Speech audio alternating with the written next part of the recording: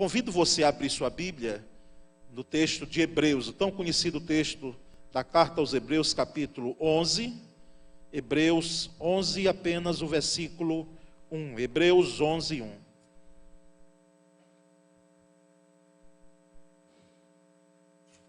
Hebreus 11, 1.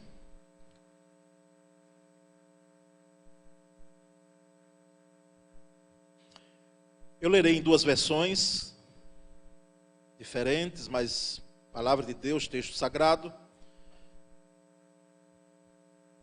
Hebreus capítulo 11, versículo 1. Diz assim: ora, a fé é o firme fundamento das coisas que se esperam e a prova das coisas que não se veem. Em outra versão, ora, a fé é a certeza daquilo que esperamos e a prova das coisas que não vemos. Amém? Vamos orar um pouco mais. Senhor, te pedimos graça para ministrar a tua palavra, que ela alcance nosso coração, como é próprio dela, nos exorte, deixa conosco no sentido de trazer-nos ao entendimento correto das Escrituras. Abençoa teu povo nessa noite, que aqui todo o nosso pensamento, ele não divague, mas ele volte-se para a autoridade da tua palavra. Que ele se volte, Senhor, para o trono da graça. Nós oramos e agradecemos em nome de Jesus. Amém. Meus irmãos, essa fé aqui, aspectos fundamentais da fé, preciso que eu diga que essa fé não é no sentido de quando eu preguei um tempo atrás sobre a fé que uma vez por todas foi dada aos santos. Ali era fé, é fé doutrina, fé no sentido do arcabouço doutrinário que nós temos. Há esse sentido de fé. Mas fé aqui é no sentido de esse valor, essa coluna, como bem disse o apóstolo Paulo em Coríntios, 1 Coríntios 13, no versículo 13, agora pois permanecem a fé, a esperança e o amor. E coloca a fé ali como um dos valores que permanece. A fé no sentido aqui de exercício de confiança. Crer no Senhor. Crer na pessoa correta. A fé voltada para o objeto correto, que no nosso caso aqui das Escrituras aponta para Jesus, autor e consumador da nossa fé. Chama-nos a atenção, irmãos, que nós não nascemos com fé. Não é algo interessante. Já pensou se nós nascêssemos já com fé? Algo inerente ao ser humano, não é? Nós nascemos com algumas qualidades e alguns sentimentos, mas não nascemos com fé. Não podemos aqui dizer isso de forma categórica, que a fé é algo próprio do ser humano, no sentido de nascermos com ela. Não. A fé, inclusive, nas Escrituras, ela é dada como um dom de Deus. Uma dádiva, aliás, de Deus. Então não nascemos com fé. Necessitamos exercitar a fé. Necessitamos processar a fé. Necessitamos receber fé. Necessitamos desse dom. Não podemos criar fé por conta própria. Não podemos elaborar a fé por nossa própria conta, como se tivéssemos para isso. Não. A fé nos é dada. Nós não temos essa capacidade de poder nós mesmos elaborarmos, processarmos uma fé. Ela é dádiva de Deus, repito. Ela é dom de Deus. Não também podemos comprar, vender ou dar fé aos nossos amigos. Não podemos. Não há como você que tem fé, você poder compartilhar fé no sentido de transmitir fé. Salvo em questões que podem ser interpretadas como encorajamento. Como o apóstolo Paulo, diante daquela situação vexatória em alto mar, tentando-se aquela embarcação chegar até a terra, e ele se alimenta, e ele encoraja, e ele diz: olha, ninguém se engane aqui, porque Deus já me falou que nós vamos chegar são e salvos, ninguém há de se perder.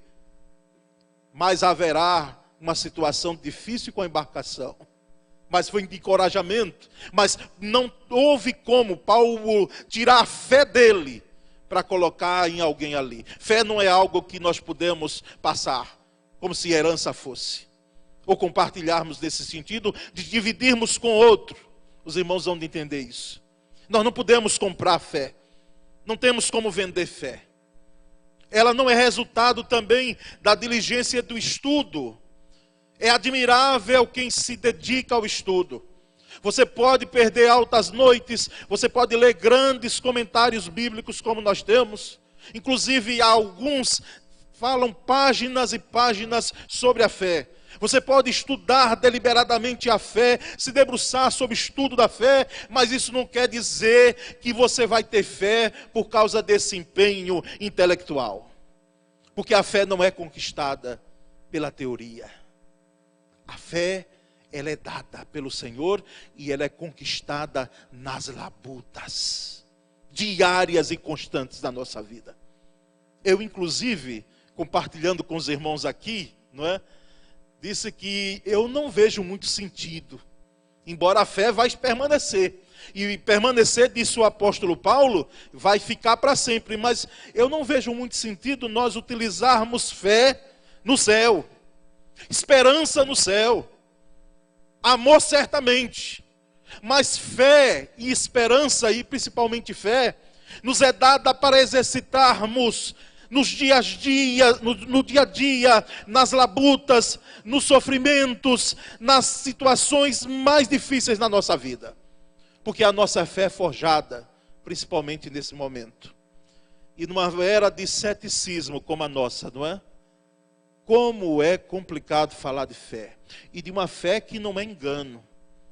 Porque é impressionante que todas as coisas que têm valores, elas são imitadas, elas são falsificadas, aliás.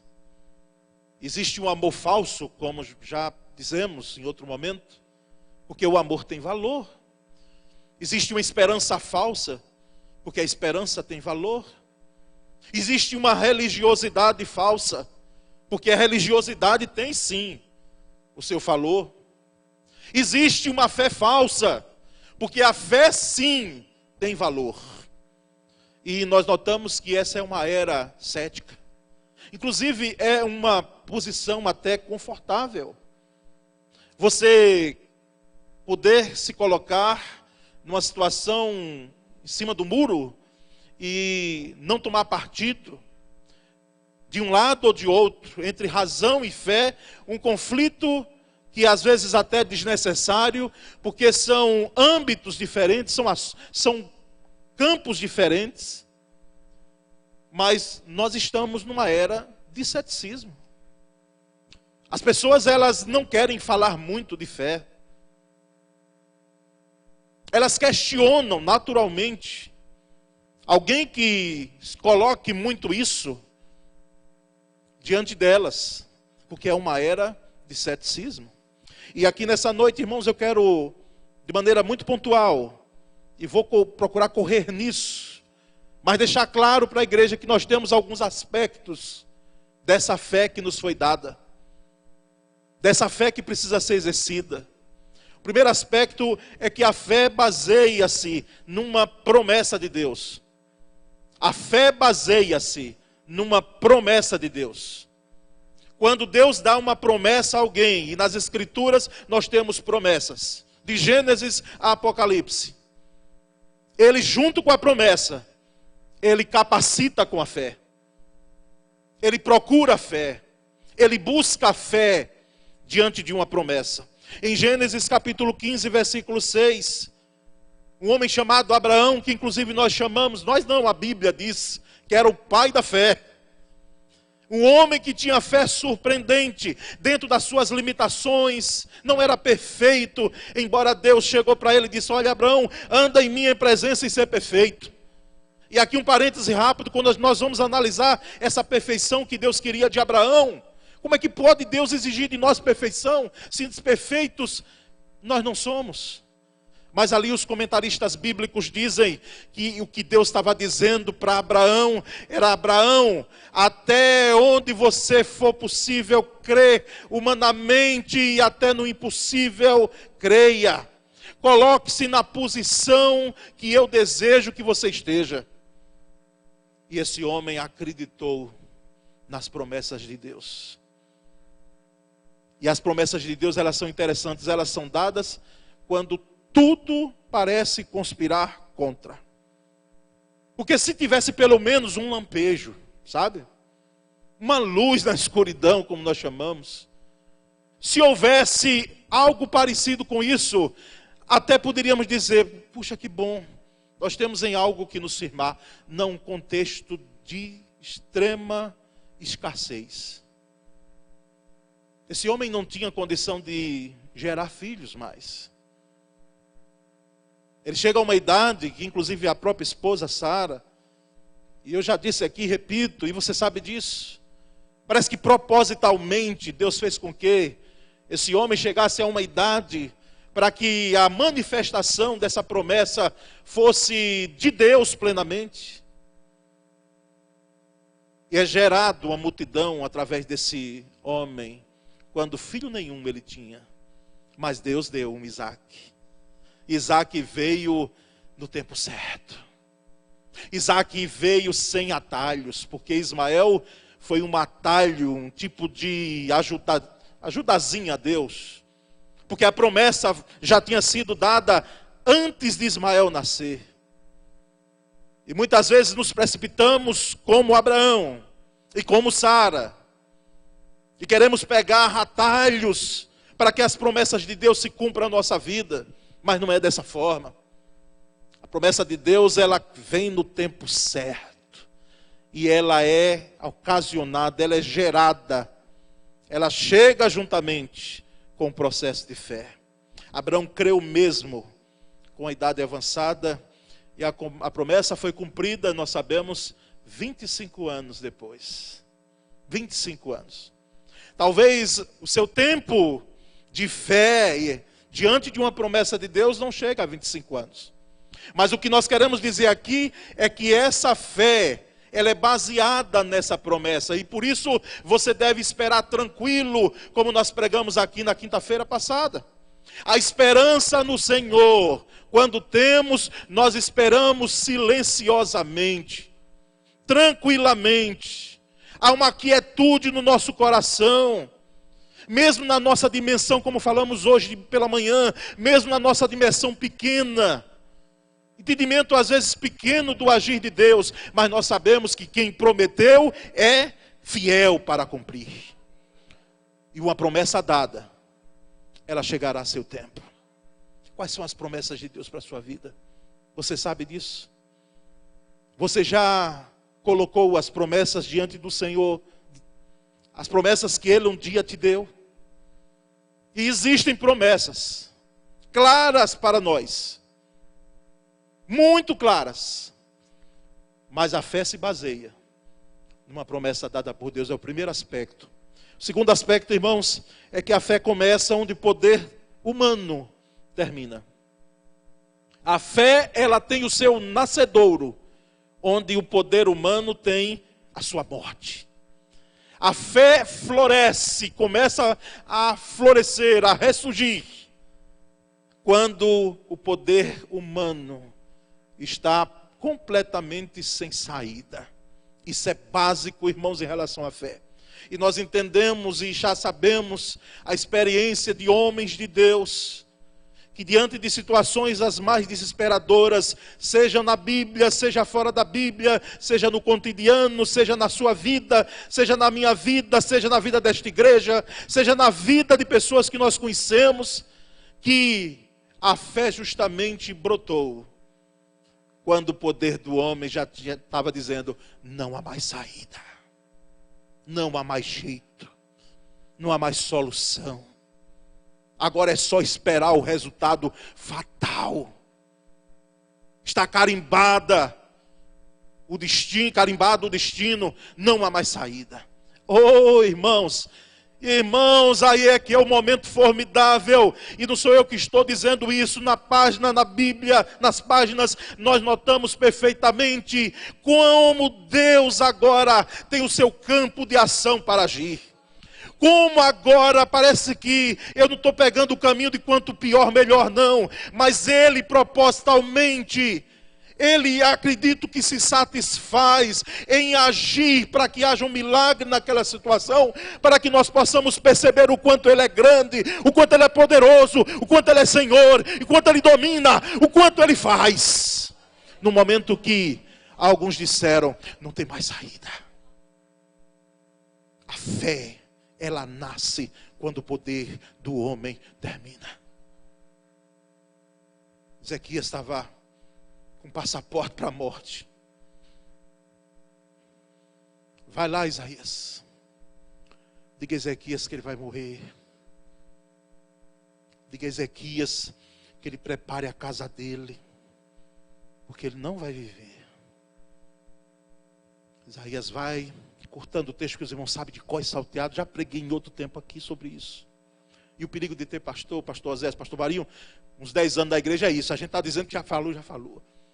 Mas quanto é bom, irmãos, lembrar que quando Isaías, diácono Janildo, Isaías está saindo do pátio do palácio, Deus, a sua soberania, no seu poder, no cumprimento da sua promessa, ele diz, ô Isaías, faça o seguinte, volte e diga agora ao rei Ezequias que eu vou dar 15 anos mais. E eu estou lembrando e vou fazer isso por causa de alguém chamado Davi, um homem segundo o meu coração. E nós vamos perceber, irmãos, que isso ocorreu porque, segundo os dados que nós temos de idade, Ezequias ainda não tinha filhos. E Deus disse a Davi lá atrás, ô Davi, você errou muito, mas tem uma coisa, nunca vai faltar alguém que se sente no trono. Até que Jesus Cristo veio, descendente de Davi, e sentou no trono eternamente. Mas, irmãos, Ezequias não podia morrer, porque Manassés, o seu filho, não tinha nascido. Ele vai nascer posteriormente. A fé começa onde o poder do homem termina. Se está tudo, meu querido, eu sei que pode ser história de pastor. Pode ser que alguém tem jeito, mas que história, pastor? Talvez há um ceticismo no seu coração. Que história é essa? Quer dizer que quando está tudo ruim, está pior, é o momento da fé brotar. Justamente é isso. E não sou eu que estou dizendo. Não sou eu que estou falando isso. Meus irmãos, há um terceiro aspecto em relação à fé. Essa fé se baseia numa promessa de Deus. Essa fé é gerada quando o poder do homem termina, mas essa fé submete-se à vontade de Deus. Ela submete-se à vontade de Deus. Essa fé, ela, mesmo às vezes sem entender a vontade de Deus, mas ela aceita, ela se submete a essa vontade. E aí nós temos alguns exemplos da Bíblia. Entre eles, os 3 amigos de Daniel, o próprio Daniel, diante de uma perseguição, contexto de perseguição enorme, Babilônia, saindo leis para que ninguém adorasse outro Deus senão Nabucodonosor, uma estátua que ele erigiu. Gente por perto, querendo puxar o tapete dos 3 amigos de Daniel e do próprio Daniel, porque erro não encontraram, senão o fato de serem acusados de poderem buscar o Deus de Israel num período que não podia. E esses rapazes, eles enfrentam, eles se submetem à vontade de Deus. Inclusive os 3 amigos de Daniel, eles dizem claramente, rei, se o nosso Deus quiser, Ele pode nos livrar dessa fornalha de fogo ardente. Mas se Ele não quiser, fique sabendo que nós não nos dobraremos, não adoraremos a essa estátua aí. Não faremos isso. Se Deus quiser, pode. Mas se Ele não quiser, não há problema. Morreremos. Não abriremos mão.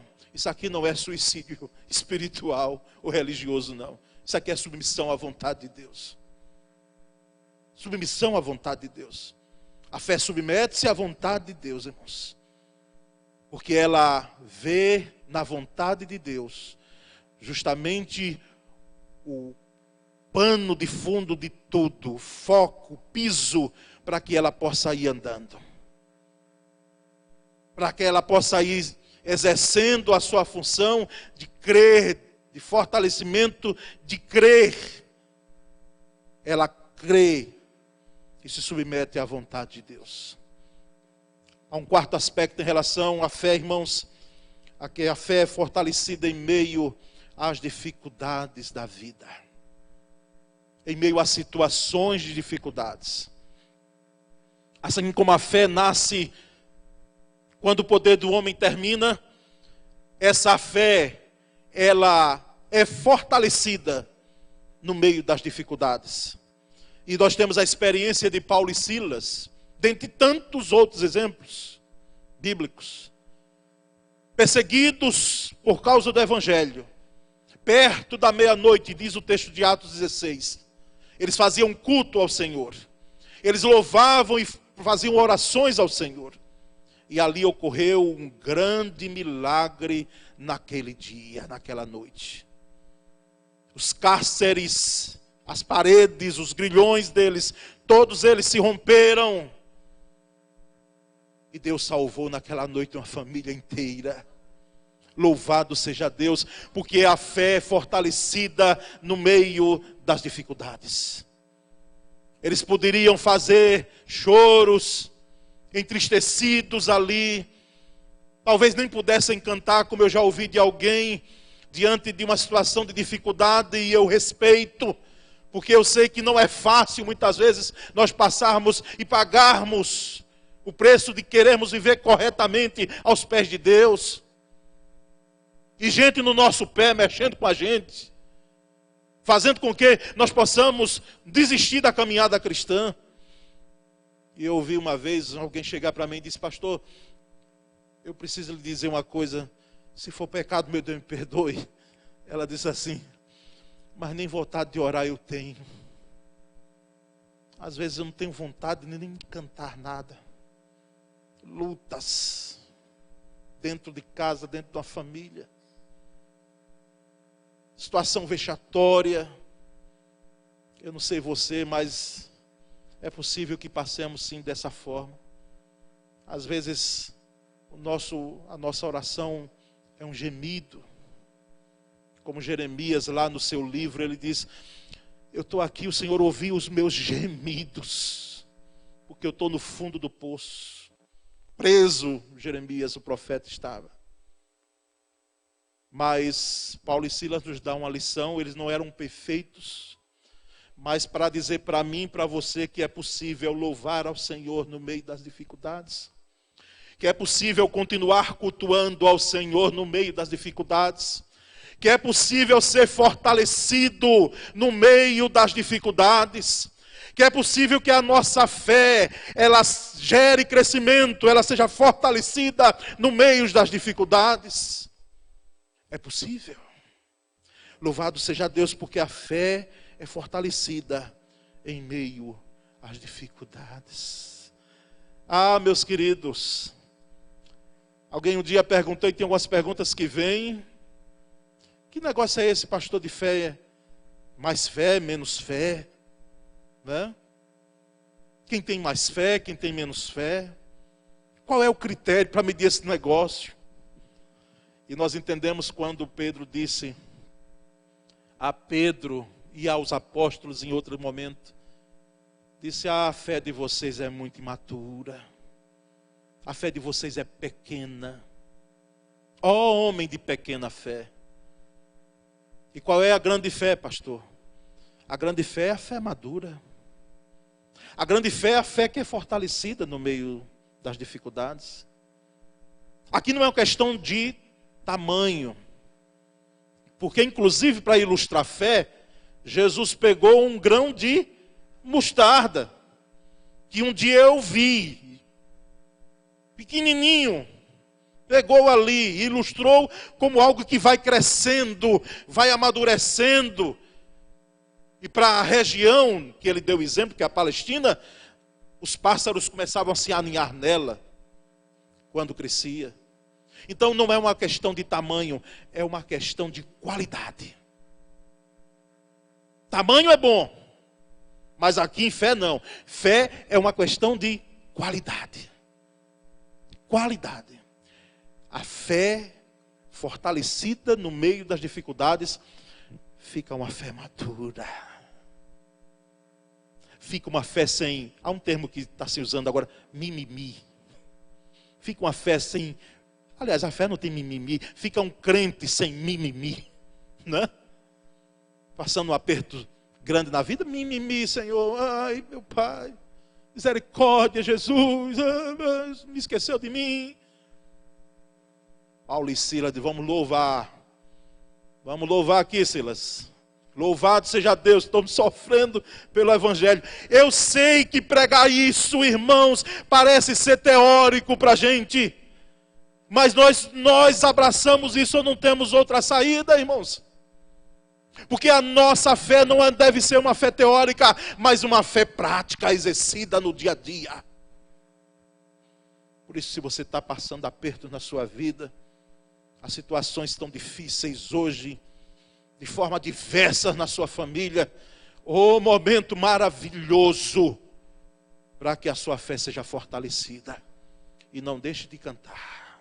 Entoie os mais belos hinos. Não deixe de orar, mesmo que a sua oração seja um gemido, porque Deus escuta gemidos também.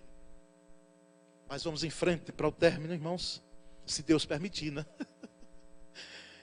A fé gera contentamento, irmãos, em qualquer circunstância.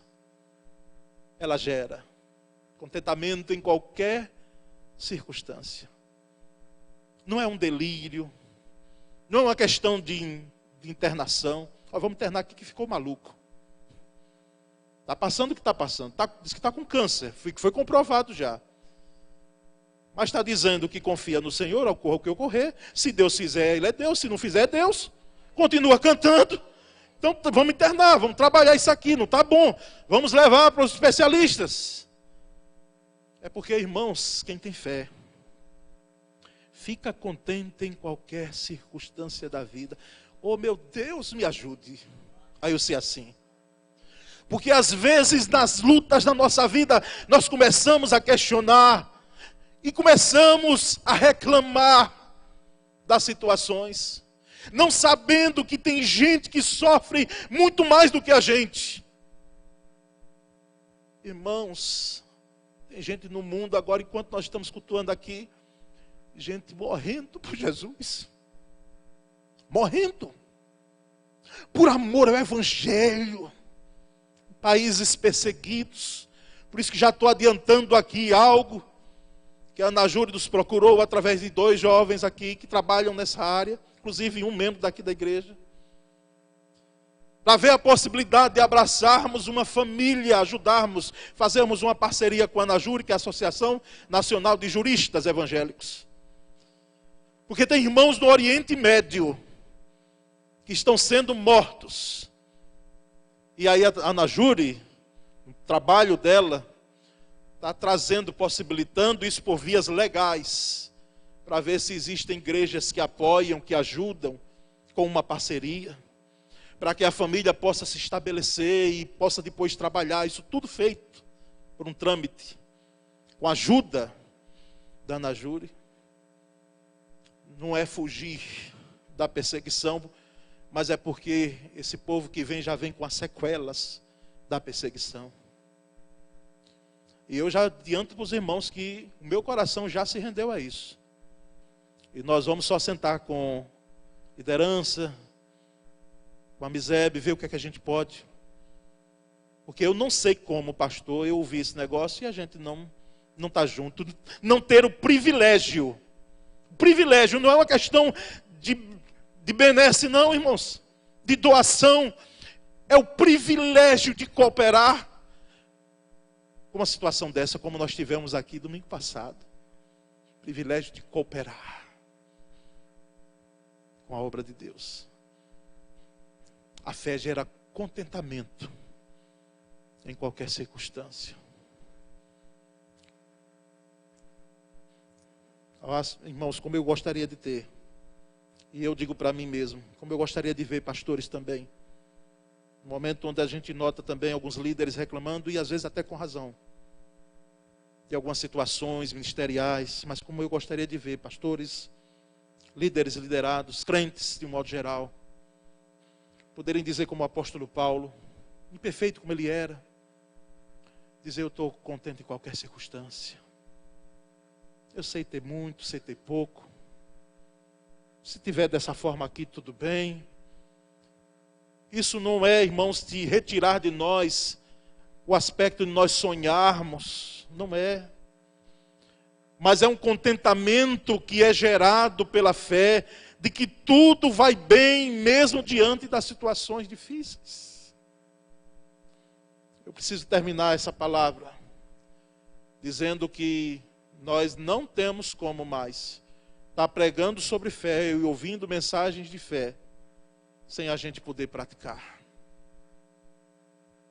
sem a gente poder exercer na sua plenitude aquilo que nós falamos de fé.